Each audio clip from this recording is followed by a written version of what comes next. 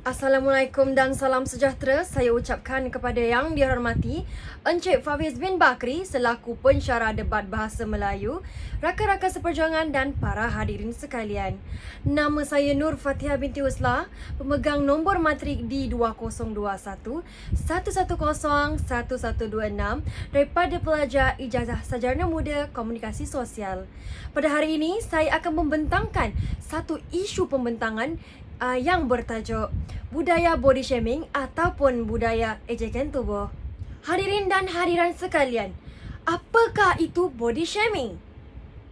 Tahukah anda perbuatan body shaming merupakan satu tindakan mencemuh ataupun mempersenda penampilan fizikal seseorang dengan melontarkan kata-kata negatif mengenai tubuh badan ataupun saiz badan mereka hanya kerana mereka ini tidak memenuhi standar kecantikan masyarakat dengan memiliki bentuk badan yang sempurna.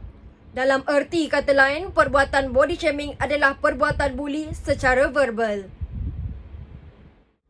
Menurut Dr. Devi Rahmawati, penyebab utama perbuatan body shaming adalah kerana pemikiran ataupun pandangan tradisional daripada postkolonialisme yang memberi standar kecantikan dengan mempunyai tubuh badan yang ideal, berkulit putih serta mempunyai susuk tubuh yang tinggi.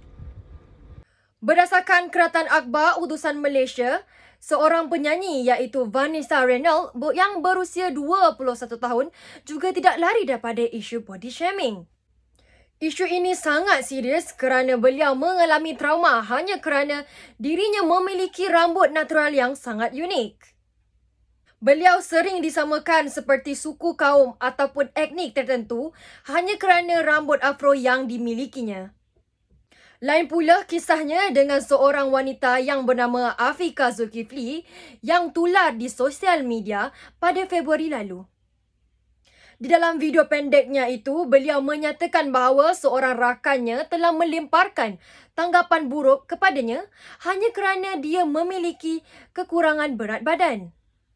Baginya, usikan itu merupakan satu tindakan yang menjengkelkan sekiranya ia berulang banyak kali dan ia menyifatkan itu sebagai sifat kurang ajar. Beliau juga dituduh sebagai seorang pembela saka hanya kerana beliau kekal ramping walaupun telah makan dalam kuantiti yang banyak.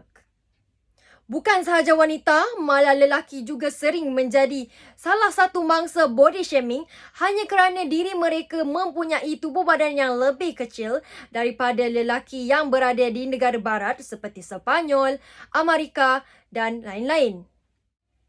Hal ini kerana rata-ratanya lelaki di negara barat mempunyai tubuh badan yang lebih tinggi dan sasa. Komen-komen yang kelihatan positif yang dilemparkan oleh orang sekeliling kelihatan seperti sedang memberikan kata-kata semangat atau kata-kata motivasi. Tetapi mereka tidak sedar bahawa sedikit sebanyak kata-kata mereka ini telah menyinggung hati dan perasaan individu tersebut. Isu body shaming kerap sekali berlaku dalam masyarakat sehingga orang-orang menganggapnya normal dan tidak salah.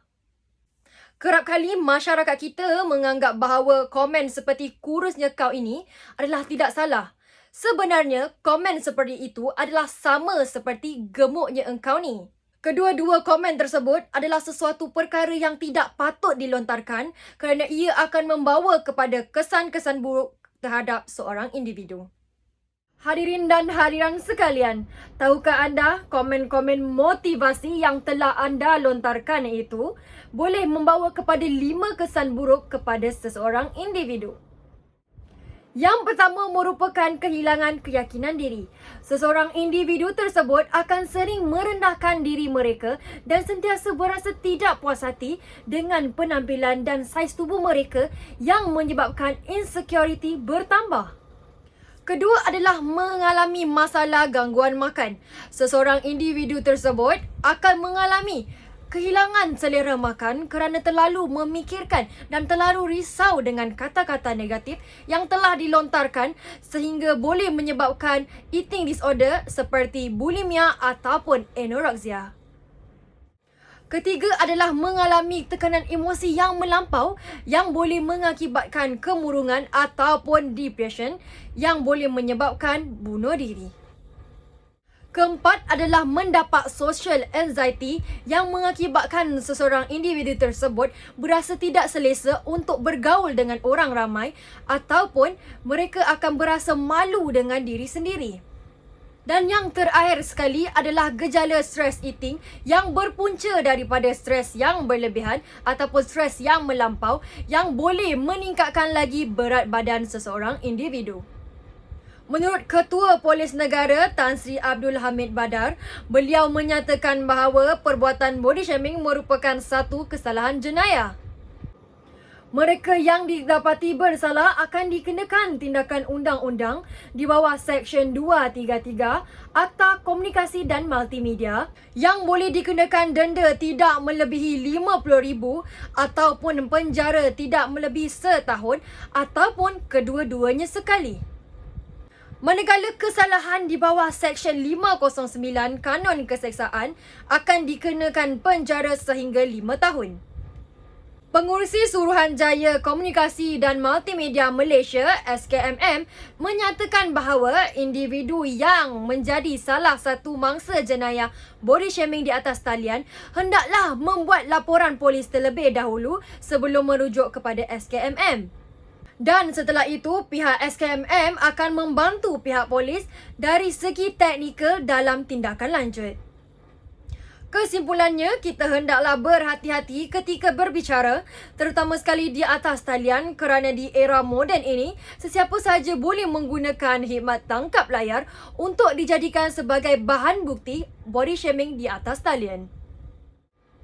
Kita perlu sedar bahawa tidak semua individu gemar apabila kita berbahas ataupun memberi komen terhadap penampilan ataupun bentuk badan yang ada pada diri mereka.